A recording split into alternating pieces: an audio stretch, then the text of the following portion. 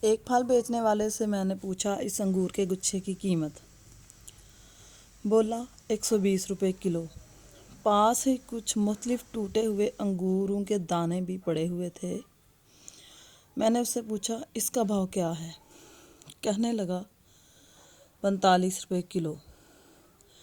میں نے کہا اتنے کم دام کیوں؟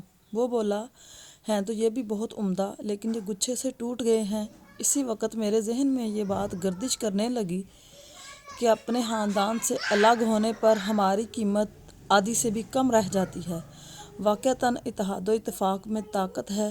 اتحاد جب مٹی نے کیا تو اینٹ بن گئی، اینٹوں نے کیا تو دیوار بن گئی، دیوار نے کیا تو گھر بنا۔